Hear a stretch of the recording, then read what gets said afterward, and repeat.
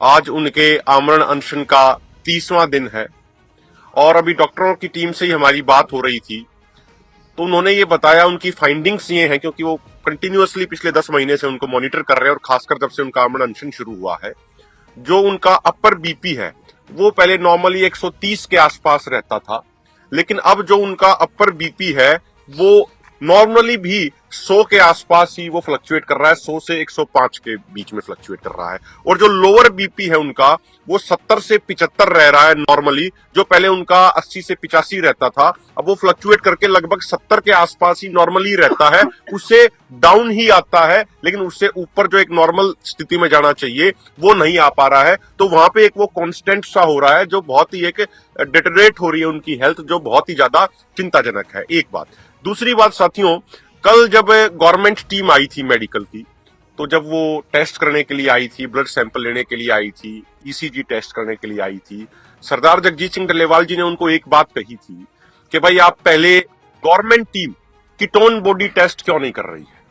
आज मेरे अनशन का 29वां दिन है, कल मतलब 29वां दिन था उनका जब उन्होंने ये बात कही, आज उनका 30वां दिन है, तो आज तक गवर्नमेंट डॉक्टरों ने, चंडीगढ़ से भी टीम आ गई है, पटियाला से भी रेगुलर टीम आ रही है, तो उन्होंने कीटोन बॉडी टेस्ट क्यों नहीं किया, वो टेस्ट मेरे क्यों नहीं किए जा रहे, जिससे पिक्चर बिल्कुल क्लियर हो जाए सरकार को भी कि पिछले 30 दिनों से उन्होंने ना तो कुछ खाया है और पानी के अलावा कुछ नहीं पिया है। हमारे ऑर्गेनाइजेशनों को, दोनों फोरमों को और किसानों को तो ये बिल्कुल क्लियर है कि सरदार जगजीत सिंह डल्लेवाल जी जिन दृढ़ इरादों के हैं, उन्होंने पिछले 30 दिनों से पानी के अलावा कुछ नहीं पिया और कुछ भी नहीं खाया। लेकिन सरकार को कोई वहम हो, केंद्र सरकार को या स्टेट गवर्नमेंटों को या अधिकारियों को कोई वहम हो, तो उनका वो वहम भी दूर हो जाए। इसीलिए कल उन्होंने स्पेशली ये कहा कि कीटोन बॉडी टेस्ट और बाकी से जो संबंधित टेस्ट हैं, अगर वो गवर्नमेंट डॉक्टरों की टीम करेगी तो आप बाकी सैंपल ले लीजिए, अदरवाइज हम आपको सैंपल नहीं देंगे। तो कल उन्होंने कीटोन बॉडी टेस्ट भी गवर्नमेंट टीम ने किया है। उन्होंने हमसे ये वादा किया था कि आज शाम तक उसकी रिपोर्ट हमें वो दे देंगे और उन गवर्नमेंट डॉक्टरों को भी कल हम आपके सामने खुद वो पूरी रिपोर्ट रखवाएंगे, जिससे गवर्नमेंट को भी पूरे तरीके से क्लैरिटी आ जाए, कहीं अगर उनको कुछ थोड़ा बहुत भी डाउट हो तो। इसके अलावा साथियों, जो कल हमारा कैंडल मार्च था वो देश भर में ऐसी जगहों पे हुआ है जहां पहले कभी आंदोलन के प्रति इतनी सिंपैथी नहीं देखी गई। राजस्थान के अंदर, जम्मू कश्मीर के अंदर, हरियाणा के गांव-गांव के अंदर वो हुआ है,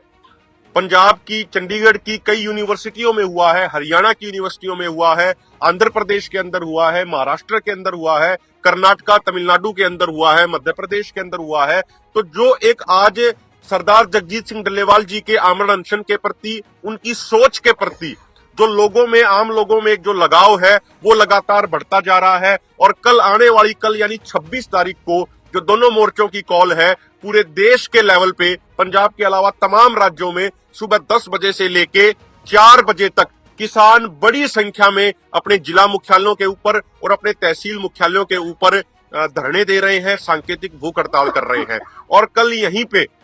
खनौरी मोर्चे पे ही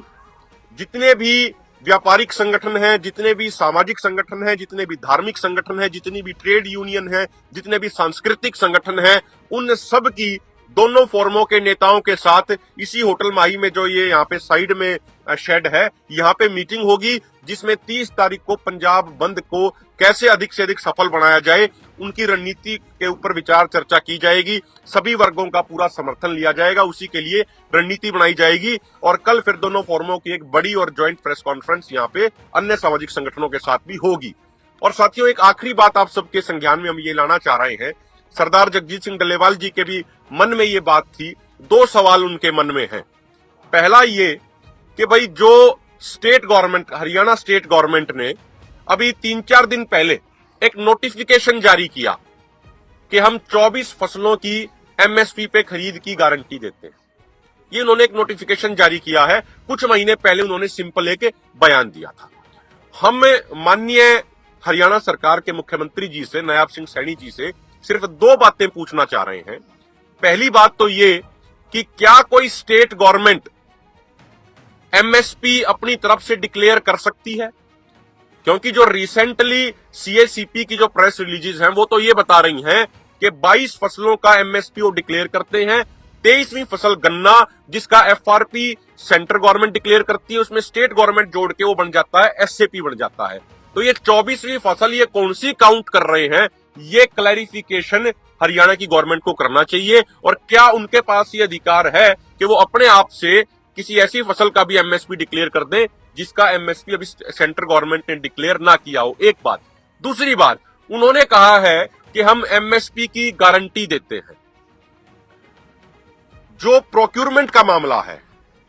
क्या स्टेट गवर्नमेंट, ये सबसे महत्वपूर्ण सवाल है, क्या स्टेट गवर्नमेंट अपने लेवल पे प्रोक्यूरमेंट कर सकती है? जितना हमें नॉलेज है, जितनी हमें जानकारी है,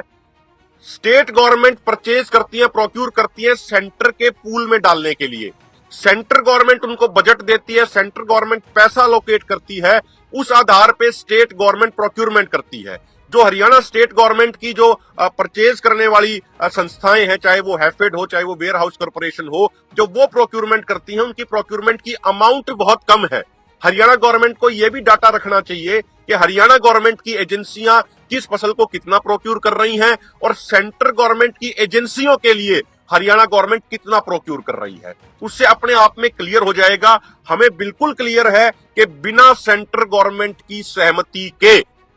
कोई भी स्टेट गवर्नमेंट सभी फसलों पे एमएसपी गारंटी इंश्योर नहीं कर सकती। हमारे पास छत्तीसगढ़ का भी एग्जाम्पल है, अन्य राज्यों का भी एग्जाम्पल है, जहां पे स्टेट गवर्नमेंटों ने यह कहा था कि हम अपनी तरफ से फसलों पे बोनस देंगे, लेकिन सेंट्रल गवर्नमेंट ने 2014 में एक बात क्लियर कर दी थी मोदी सरकार ने कि अगर कोई भी स्टेट गवर्नमेंट किसानों को फसलों पे बोनस देगी तो सेंट्रल गवर्नमेंट उस स्टेट गवर्नमेंट से अनाज प्रोक्यूर नहीं करेगी। तो जो स्टेट गवर्नमेंट, जैसे छत्तीसगढ़ का एग्जांपल हमारे सामने है, जिन्होंने ये कहा था कि हम 600 रुपया प्रति क्विंटल धान पे बोनस देंगे, लेकिन वो बड़े लंबे समय तक सेंटर और स्टेट के बीच में वो विवाद का विषय बन गया था और सेंटर यहां तक आ गया था कि हम स्टेट गवर्नमेंट से प्रोक्यूर नहीं करेंगे। इसीलिए हमारा ये निवेदन है कि भाई जो हमारे दो सवाल हैं, हरियाणा की भाजपा सरकार को उन दोनों सवालों का जवाब देना चाहिए, डाटा के साथ जवाब देना चाहिए। ये सिर्फ हमारे सवाल नहीं है, ये हर किसान के मन में ये सवाल है, चाहे वो हरियाणा के किसान हो, चाहे पंजाब के किसान हो या देश के अन्य राज्यों के किसान हो।